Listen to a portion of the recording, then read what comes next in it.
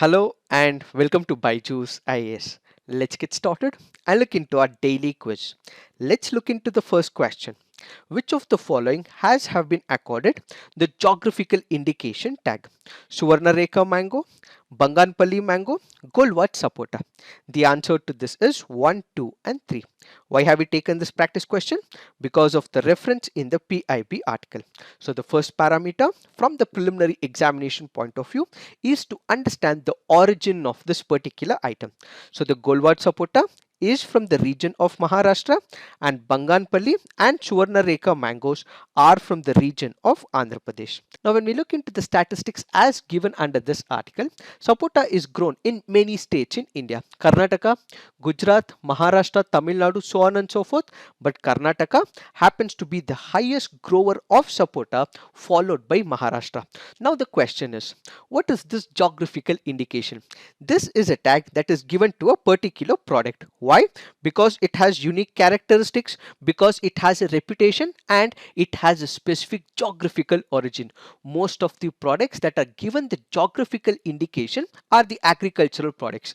Kindly pay heed on this word most, but there are other artificial products or human developed products as well, which means most of the products have something unique. They have their own quality, they have a reputation as well. In case there is a person, organization or any other region manufacturing this particular product as a geographical indication which is not from that original place, from that home region, they can also be punished as well. So most of these geographical indications are given to the agricultural products, but it can also be with respect to the manufactured products. So what is a geographical indication?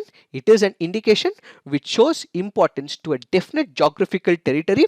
It can be agricultural, natural or manufactured goods, and it has a special quality or reputation which is synonymous with that particular product. Now let's look into the next question. With reference to President's rule, which of the following statements is or correct? A proclamation imposing President's rule must be approved by both houses of Parliament within 3 months from the date of its issue. A law made by the Parliament or President or any other specified authority continues to be operative even after the President's rule. Chhattisgarh and Telangana are the only Indian states that have never slipped to President's rule. Which of the statements are correct? The answer to this is 2 and 3 only. Why? That is because when you look into the first option, it is not 3 months but instead it is 2 months.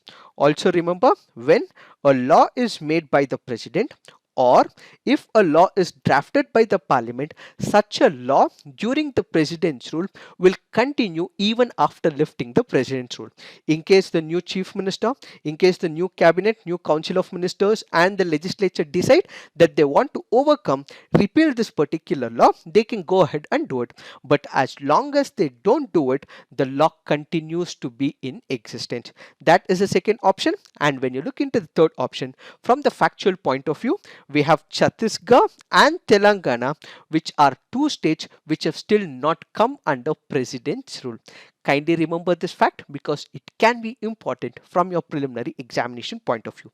Why have we taken this practice question? Because of the reference given in this article. Now let's look into the next practice question. Consider the following statements about National Human Rights Commission. A person who has been Chief Justice of the Supreme Court or a judge of the Supreme Court can be the chairperson of NHRC. The chairperson and members of NHRC will hold office for 5 years or till the age of 70 years. Which of the above statements is or incorrect? Since it is asking for the incorrect statement, the answer to this is 2 only. Kindly remember, when you're reading and marking your answers, these words are very important in your preliminary examination. Sometimes in the exam tensions, you might read it as correct, but kindly pay heed to such questions because you might know the answer, but you would mark a wrong answer in the examination. So kindly pay heed to this directive. It is incorrect. Why is the second option wrong? That is because when you look into the original act of the National Human Rights Commission, it says that it is 5 years. But recently we have had an amendment in the year 2019, and according to that particular amendment, it is not 5 years, but instead it is 3 years. So what are the changes that have been introduced in the 2019 amendment? Let's look into it. It says that a person who has been a judge of the Supreme Court is also made eligible to be appointed as the chairperson of the commission, in addition to the person who has been the Chief Justice of India. What does this mean? If you look into the original act, the chairperson of the NHRC was to be a Chief Justice of the Supreme Court, the retired Chief Justice. But the amendment says that he can also be the judge of the Supreme Court. That's a new addition that is made in the 2019 Act. The second point is to increase the members of the commission from 2 to 3, of which one shall be a woman. When you look into the original act of persons who have special knowledge about human rights, what you had were 2 people. These 2 people have now been amended with 3 people. So it has increased from 2 to 3, and one should be a person who is a woman. The third change, to include chairperson of the National Commission for the backward classes, chairperson of National Commission for Protection of Child Rights, the chief commissioner of the persons with disabilities as deemed members of the commission. This was earlier not present because when you look into the original act, it only included National Commission for the Scheduled Caste, National Commission for the STs, National Commission for the Women, and all this has now been changed. Apart from them, an addition has been made where it will be inclusive of all these domainal changes. Then, to reduce the term of chairperson and members of the commission and the state commissions from 5 to 3 years, and they shall also be eligible for the reappointment. The original act said it was 5 years, and now it says it is 3 years, and they can be further reappointed as well.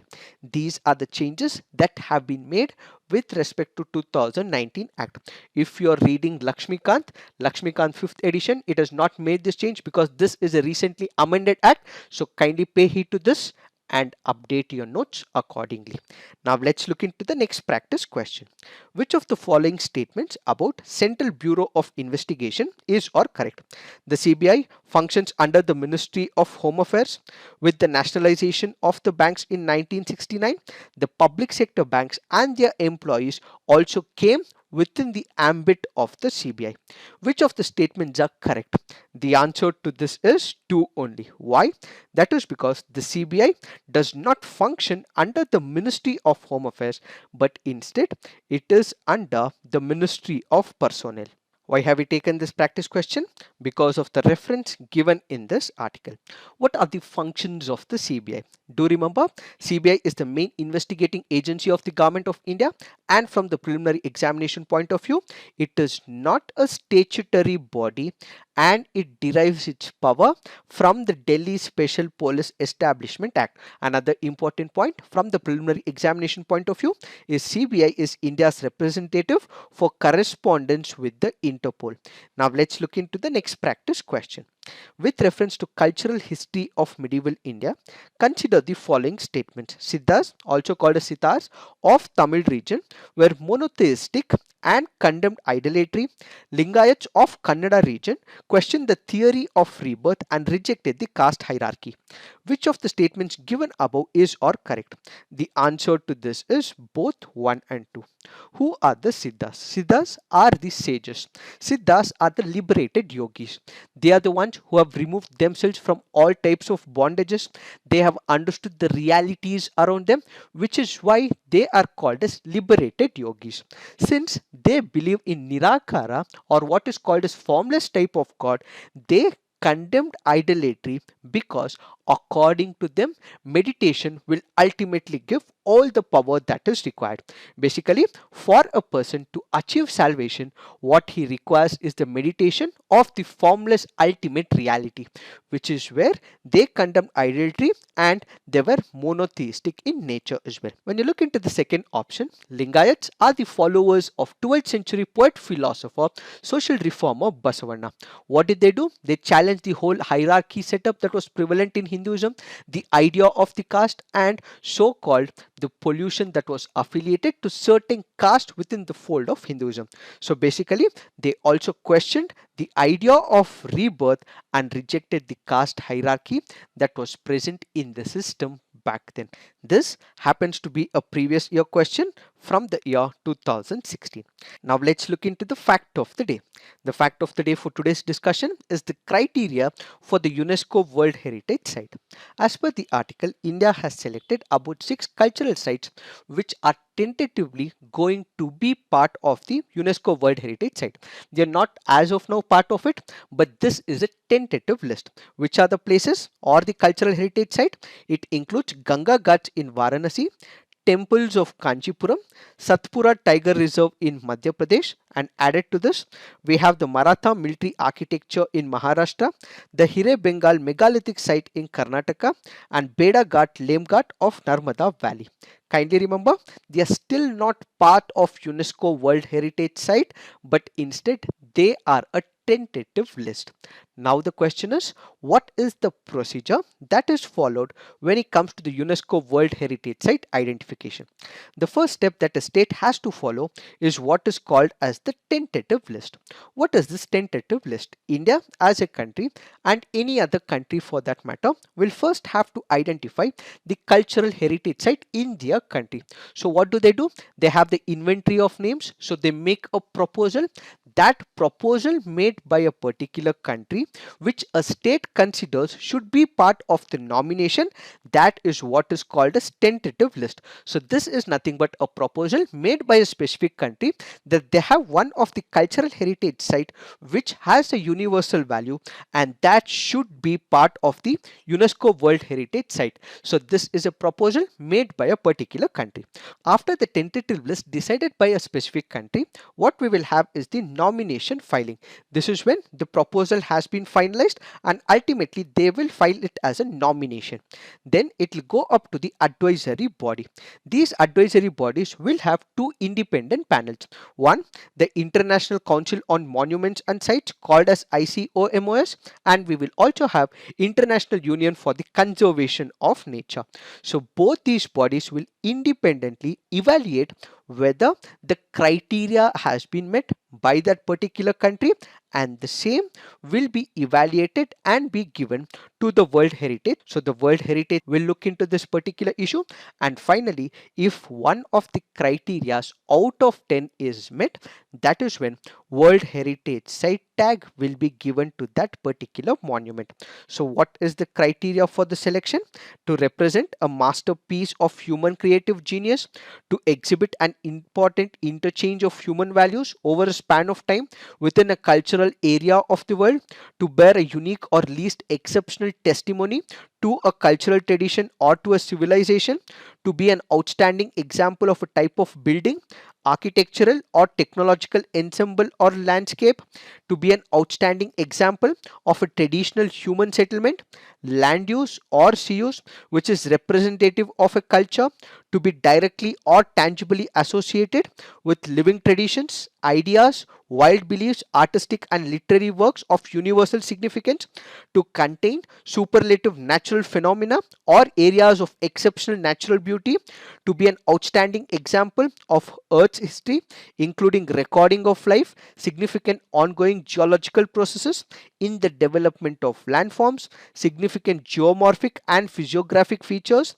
to be an outstanding example on the ongoing ecological and biological processes which involves evolution and development of terrestrial, freshwater, coastal and marine ecosystems, to contain most important significant natural habitats, in situ conservation of biological diversity including threatened species of outstanding universal value from the viewpoint of science or conservation. If any of these parameters out of 10 is met and the World Heritage Committee feels that this has a universal value, that is when that particular site will be declared as UNESCO World Heritage Site. So the process will be followed and ultimately within a span of 1 year, the World Heritage Committee will give this tag to one of the tentative list as nominated by a respective country. So do remember, these are the tentative lists, but once it is finalized, we will take each of these sites and do an analysis of the respective sites. But as of now, just remember the tentative list made by the Government of India. It is this that we have to understand in reference to this article. So this is it for today. Thank you for watching. All the best.